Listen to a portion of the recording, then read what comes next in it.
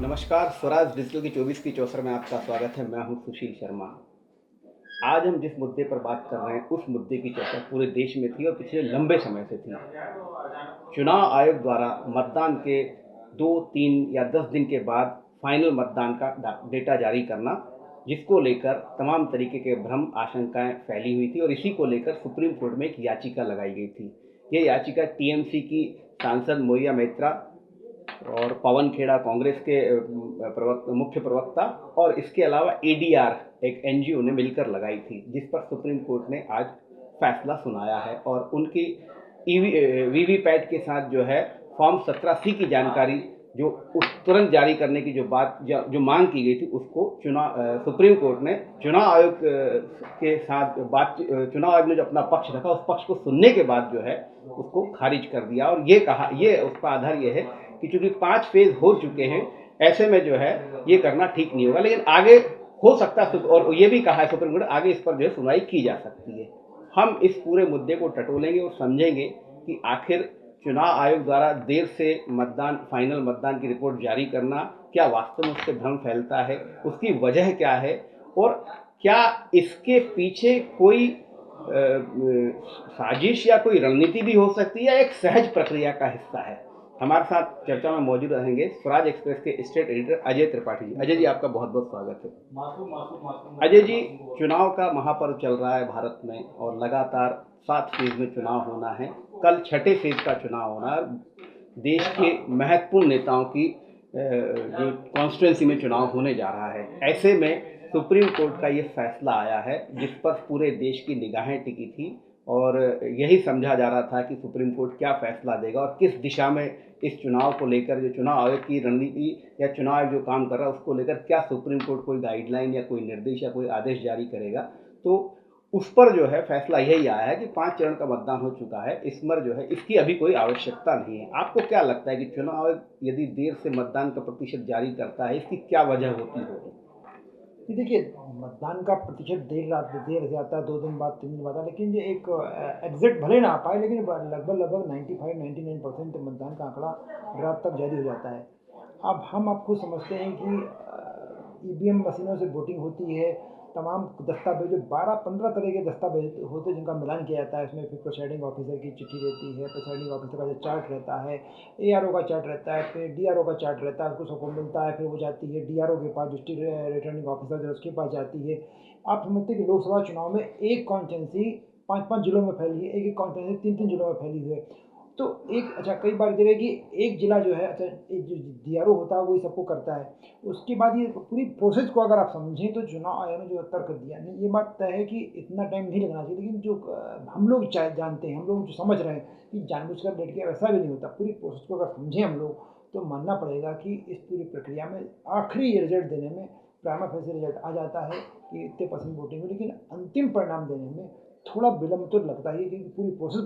बहुत लेंदी, बहुत complicated process होती है इसमें।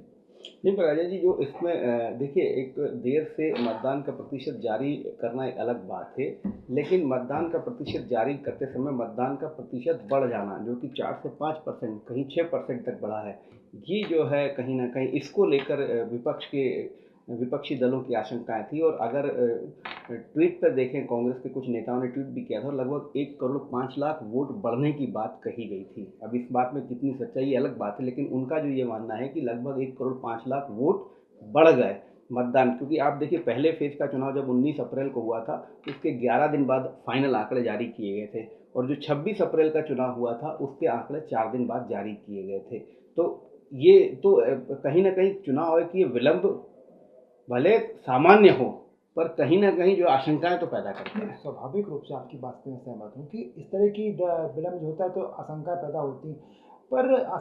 पैदा करने वाले, आशंका को समझने वाले अगर थोड़ा सा तेज़ी से काम इलेक्शन कमीशन करे तो जल्दी हो सकता है। लेकिन मुझे लगता है कि आप पूरा समझिए कि आप टेक्निकली जहाँ उलझ नहीं सकते, क्योंकि टेक्निकली आप अगर ये समझ रहे हैं, हम लोग को लगता है कि बस ईवीएम का बटन दबाया, इतने वोट पड़े, एक ईवीएम दबाया, इतने वोट पड़े, सबको जोड़ लिया और कुल कितने वोटर्स में से इतने वोट पड़ गए। ऐसा नहीं होता है। ईवीएम के अलावा 50 पे आप मिलान कर लीजिए। आपके पास वीवीपैट की व्यवस्था होती है, आपके पास ईवीएम की व्यवस्था होती है, आपके पास जो प्रोसेसिंग चार्ट भरा जाता है उसकी व्यवस्था होती है, आपके पास काउंटिंग है जो वहाँ पर सभी पार्टियों के एजेंट्स बैठते हैं, उनके पास डिटेल रहती है, एक एक बोर्ड पर साइन होता है, उसका आधार नंबर डाला जाता है, सब कुछ मिलान होता है। इन सब चीज़ों का देखिए, चुनाव आयोग एक संवैधानिक संस्था है और जब पूरी सिस्टम के साथ काम करते हैं तो एक पूरी व्यवस्था से काम होता है। कितने आधार कार्ड के बिना किसी को वोट डालने नहीं दिया, किसी को पहचान पत्र के बिना वोट डालने नहीं दिया, सबका मिलान होता है। और जब सब मिलान होकर के जब 4-5 हज़ार मतदान केंद्रों से जानकारी आती है, उसको फिर कंपाइल करना बहुत लंबा प्रोसेस लगता है। और इसीलिए पर ये तय मैं आपकी बात से मैं सहमत हूँ कि अगर थोड़ा तेज़ी की जाए, स्टेटस का ज़माना, स्टेटस में सब कुछ होता है, कंप्यूटराइज बहुत कुछ हो चुका है,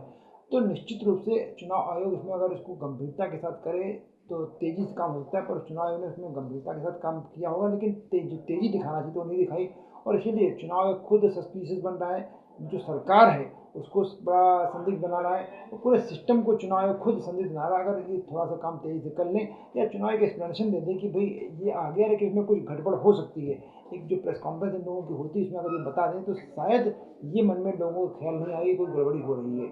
ये दूसरा इसमें ये भी मैं समझना चाहूँगा, देखिए कोर्ट तो फैसला दे चुका है और ना हम कोर्ट के उसके फैसले की समीक्षा कर रहे हैं, ना हम उसको कुछ, लेकिन पहले फेज़ में आप 11 दिन लगाते हैं, दूसरे फेज़ के चुनाव में आप 4 दिन लगाते हैं, तो ये भी कहीं न कहीं कोई एग्ज़ैक्ट आपका कोई वो फिक्स वो नहीं है। कहीं 11 दिन बाद आप आंकड़े फाइनल कर पा रहे हैं, तो इतना ये 11 दिन बहुत लंबी अवधि होती है। नहीं, पर आपको समझिए कि सुप्रीम कोर्ट ने जो कहा है साफ कहा है। आप अगर उसमें कोई गलती पकड़ते कि ईवीएम में साहब 543 वोट निकले थे और वो जो चार्ट बना था, चार्ट में 572 वोट डले हैं, और जो वीवीपैट पर्चियाँ निकली वो 580 हैं। इस तरह की कोई व्यवस्था अगर आप सुप्रीम कोर्ट के सामने इस तरह कोई डाटा रखेंगे, तथ्य रखेंगे, तब तो सुप्रीम कोर्ट कोई फैसला देगा कि ये इस चुनाव को रद्द कर दो या इसमें दोबारा रिपोलिंग कराइए। लेकिन जब सुप्रीम कोर्ट इलेक्शन कमीशन को ये कैसे कह सकता है कि आप 3 दिन में काउंटिंग करके दो या आप 2 दिन में उसको फाइनल करके दो, उसकी अपनी समस्याएं हैं, उसकी अपनी सुविधाएं हैं, उसका अपना रिजल्ट दे रहा है। आप किसी को, किसी भी संस्था को प्रेशराइज नहीं कर सकते, क्योंकि इलेक्शन कमीशन का जो नियम है या लोग अपना जो हिंदुस्तान का लोक प्रतिनिधित्व अधिनियम है जिसके तहत चुनाव होते हैं, उसमें ऐसी कोई व्यवस्था नहीं कि आपको आधा घंटे में देना पड़ेगा, 2 घंटे में देना पड़ेगा। लेकिन जो सिस्टम की बात है, अगर उसको तथ्यों के साथ एडीआर वाले या जो महुआ मोत्रा हैं या बाकी लोग जो पवन खेड़ा जी हैं, अगर ये तथ्यों के साथ वहाँ जाते हैं तो मुझे लगता कोई बात बनती। अभी सतही तौर पर मुझे लग रहा पूरी प्राणा गई और सतही तौर पर जो जानकारी थी उसके आधार पर सुप्रीम कोर्ट ने कह दिया कि वो इलेक्शन कमीशन को गाइड नहीं कर सकता कि आप ऐसे करिए।